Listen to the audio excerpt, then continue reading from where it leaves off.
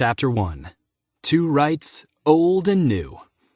In the spring of 1970, a new political term, the hard hats, burst upon the American consciousness, as the hard-hatted construction workers barreled their way around the Wall Street area, beating up college kids and peace demonstrators, earning the admiration of the right wing and a citation from President Nixon.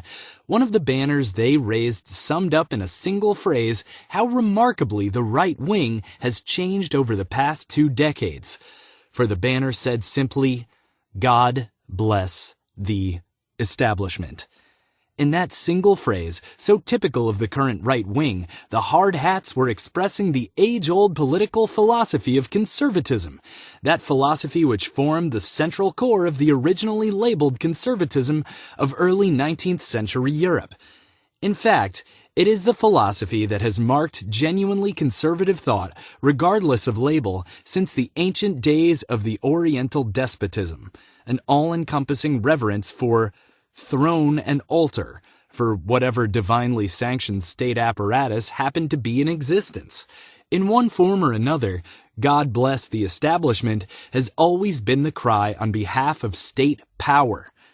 But how many Americans realize that not so long ago the American right wing was almost the exact opposite of what we know today? In fact, how many know that the term establishment itself, now used almost solely as a term of opprobrium by the left, was first applied to America not by C. Wright Mills or other left sociologists, but by National Review theoretician Frank S. Meyer in the early days of that central organ of the American right? In the mid-1950s, Meyer took a term which had previously been used only, and rather affectionately, to describe the ruling institutions of Great Britain, and applied the term with proper acidity to the American scene, broader and more subtle than ruling class, more permanent and institutionalized than a power elite. The establishment quickly became a household word. But the ironic and crucial point is that Meyer and National Review's use of the term in those days was bitterly critical.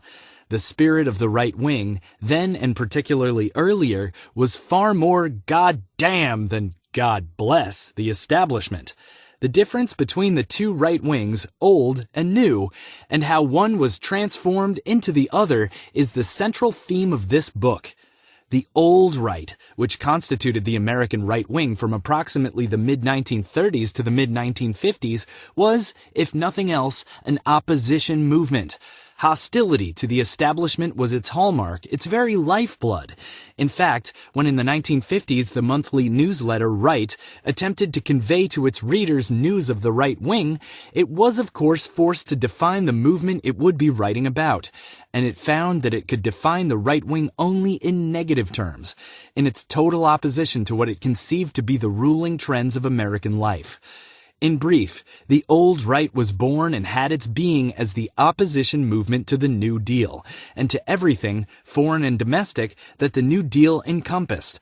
At first, to burgeoning New Deal statism at home, and then, later in the 1930s, to the drive for American global intervention abroad. Since the essence of the old right was a reaction against runaway big government at home and overseas, this meant that the old right was necessarily, even if not always consciously, libertarian rather than statist, radical rather than traditional conservative, apologists for the existing order.